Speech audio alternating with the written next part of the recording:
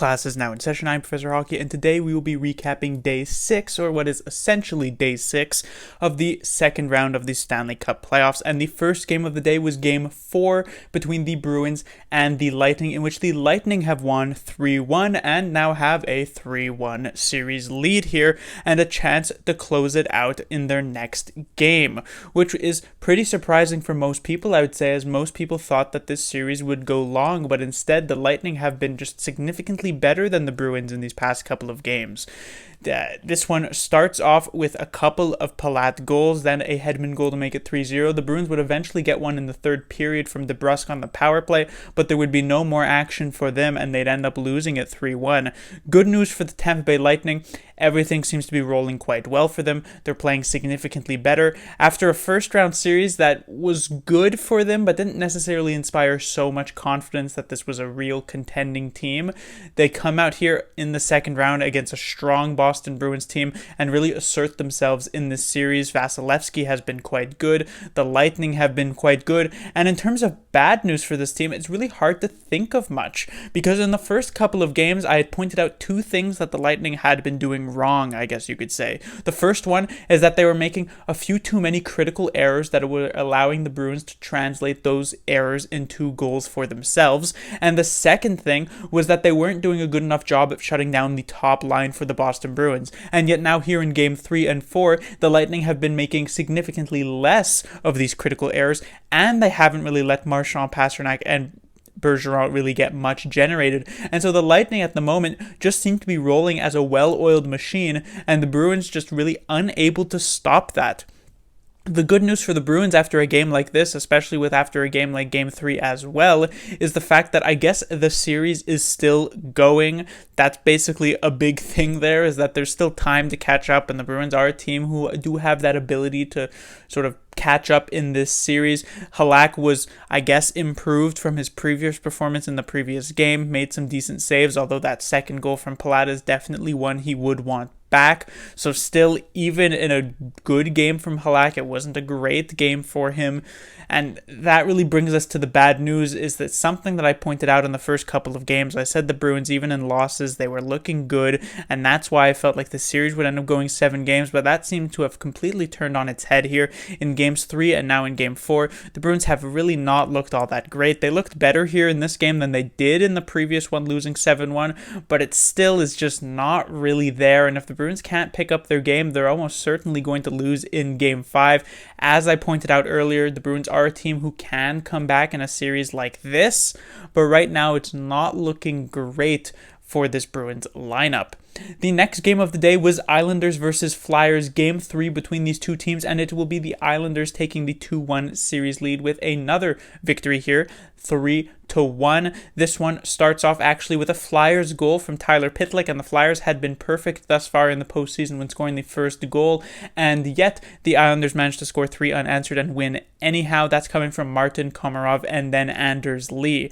And it's just another solid game from the Islanders. They've been so good in this postseason after losing a game to come back with a pretty strong victory, a victory that sends a message to the team that they're against that they're not going to make the same mistakes twice, and you saw that in this game. The good news for the Islanders is Varlamov was much better than he was in Game 2, and everything just seems to be going well for this team. Sort of like how I said about the Tampa Bay Lightning in that Bruins series, the Islanders are just doing so much well. Their discipline is solid, their power play has been contributing, their goaltending has been now improved here and is still at quite the high level with Varlamov. Their offense is clutch and is able to get these goals when they need it. Their defense is obviously top notch. It's hard to find really much to criticize about this Islanders team at the moment, and they're really taking it to the Flyers, which sort of skips over the bad news here for the Islanders.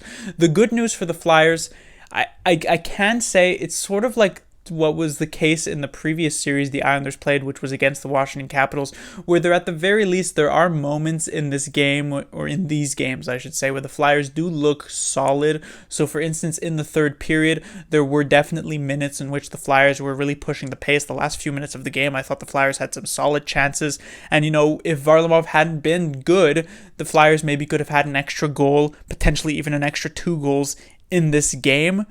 However, it's a case where the Islanders are coming out, they're playing basically a full 60 minutes, and the Flyers are coming out and they're playing maybe 20 minutes. We actually saw that in game 2 in which the Flyers won. It's just that they were fortunate enough that in their 20 minutes that they did play well, they managed to actually score 3 goals. And so in the 40 minutes that they just decided to not show up, the Islanders managed to tie the game, and then an overtime came about and the Flyers won. In tonight's game, in their period of playing well, they didn't actually score. It was actually their first goal in the first period that ended up being the case. But the Flyers need to commit to a full 60-minute game. You're not going to be able to steal too many wins against this Islander team just playing sort of like half-focused hockey, not really trying all that hard. This is an Islanders team that I've pointed out many times in the past. This is a determined team. This is a solid team, a well-coached team. This is not a team that's depending just on its pure skill. That it's not a team that's going to not show up to the rink multiple times in a series. You might be able to steal one from them once, potentially twice, but if you're not showing up and playing a consistent 60 minutes of hockey night in, night out, you're almost destined to lose a series against the New York Islanders. And right now the Flyers are trailing 2-1, and we have yet to really see them show up in a game and play a good game of hockey. It's possible that this series could have been 3-0, honestly. On to the final game of the day. That was Canucks versus Golden Knights. It was also a tied series, and it's the Golden Knights taking the 2-1 series lead with a 3-0 shutout, the second time shutting out the Canucks in this series thus far. It would be Tuch and Whitecloud getting pretty early first period goals. Eventually Mark Stone would add to that, and it's a 3-0 victory. Good news for the Golden Knights, a great bounce back game from Robin Lehner. He would obviously okay in game 2, not great, not terrible, and it was a wonder whether or not DeBoer would decide to go with Fleury for game 3, but he sticks with Lehner. Lehner had gotten that shutout in game 1, so giving him another chance here, and he is rewarded. Lehner was very solid for the Golden Knights, especially early on in the first period. The Canucks had a lot of solid chances. Lehner was there. There was a 1-minute 5-on-3 for the Vancouver Canucks. Lehner was there, made a couple of key saves, and this allowed the Golden Knights to really catch up to the pace of the game. They had already scored 2 goals, but really start to take control defensively and all of that, possession-wise and all of that, and eventually close out that game. So a solid game from Robin Lehner, a good call from coach Peter DeBoer to make, put him back in between the pipes instead of defaulting to what many other people may have done, which was to Fleury.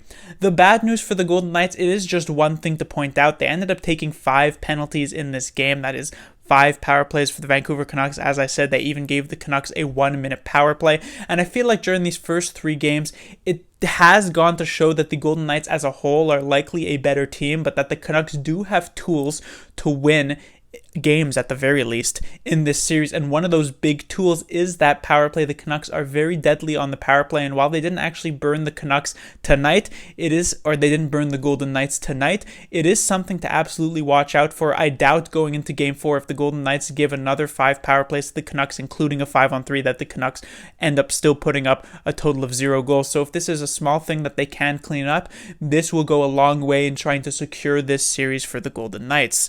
For the Canucks side, honestly, this feels a lot like game 1 for themselves. It was a better start at the very least, so I would say it is still an improvement somewhat over game 1, but it really felt like the Canucks came out, they were on a mission somewhat to try and get a goal in this game, and then they gave up one to Tuch. They gave up one to Whitecloud, and then they said, oh, well, maybe we can get one here. We could still generate some offense. And then after they failed on the 5-on-3 and didn't actually get a goal there, they said, well, game's over. Let's go. And for the last 40 or so minutes of this game, they decided to say, well, bye, guys. See you for game 4, because it was just sort of a lifeless, uninspired performance from the Canucks from that point forward.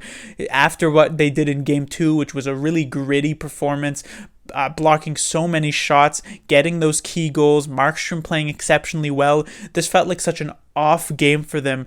The good news, I guess, that you would have to say is that after we saw a terrible performance from them in game 1, they really bounced back with this game 2. So maybe after this pretty bad performance from them in game 3, they'll also bounce back going into game 4. But it's really strange to see this sort of ping pong of performance from this Canucks team. We'd like to see them just put up a consistent performance here, but right now the Golden Knights certainly with the upper hand in this series. But that will do it for this recap. In terms of predictions, I had said the Lightning would win it in 7 games. At the moment, judging by games 3 and 4, this might not go the full 7, but it does seem like the Lightning will take it at the very least. I had then said the Islanders would win it in 6 games. It's possible the Flyers win another, it's possible they don't, but it does seem the Islanders are well on their way to winning this series. And in the Golden Knights Canucks, I had said the Golden Knights would win it in 6 games, and it's very possible that the Canucks can get another game, and that should set me well on my way to getting this prediction correct, as it seems as though the Golden Knights can take this series as well. Class dismissed.